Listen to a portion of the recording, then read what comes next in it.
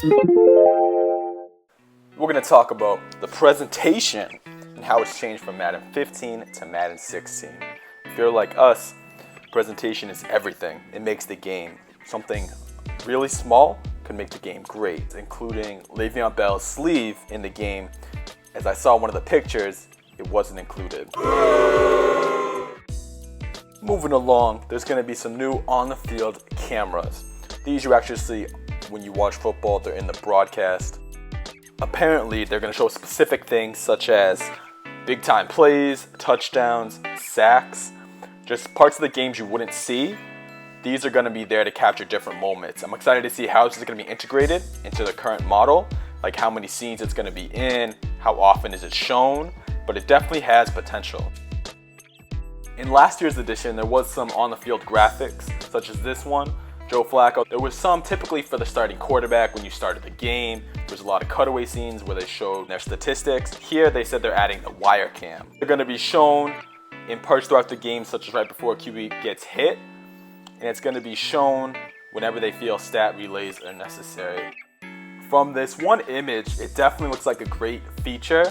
I hope it's used correctly and not overdone or used too little. When I play franchise, when I play my career, I love seeing the stat relays just to keep track of the game. It's beneficial, so you don't have to keep going back to the menus to seeing a player's stats, how they're doing throughout the game. So I definitely hope that this is used in the correct way. Madden 16 has introduced Monoliths. This picture, Teddy Bridgewater scored a TD, and you can see the little caption, first rushing TD. This kind of reminds me of an arcade style type of game, like some pop-up, that'd be an NFL Blitz. So I'm not sure how often these pop-ups are gonna occur. If I had like a 10-yard pass, I wouldn't want one to pop up. Probably just for TDs, big plays, interceptions, just to keep track of the stats and how the game is going. Like I said, I believe this will give the game a more arcade type of feel, but I do feel it could be beneficial and help the presentation with franchise and all different game modes since you can see stats more frequently. In very old editions of Madden, you can do create a fan. That was destroyed years ago. You can see this is a crowd. It's actually the New York Giants. Different signs are there. You see a G-Men sign.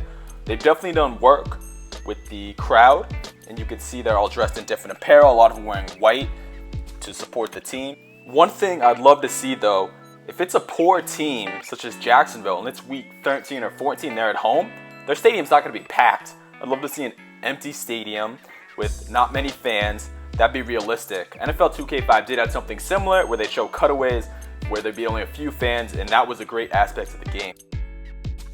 When I read there'd be female fans, baby girl, I thought that was pretty funny that they're introduced into the game. You can see they're in the crowd here. Also, this is in a Giants game. Science, probably specific chance as well. This has been introduced in previous Maddens, such as the Vikings when they score a touchdown. But I'd love to see team-specific songs, such as for warm-ups, for TDs, player celebrations. That'd be amazing if they could bring that into the game.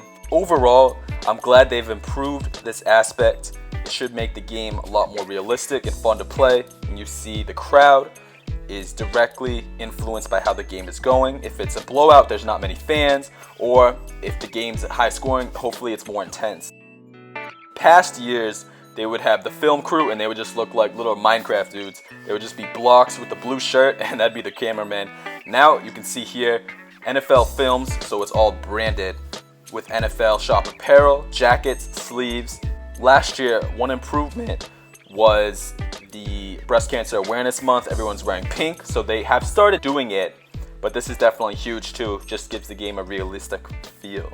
Also, there's going to be a lot of different camera angles. There's going to be cameramen getting specific shots. A TD, it could be a post-play shot of a big play, a big hit. So that'll be good to see how that works.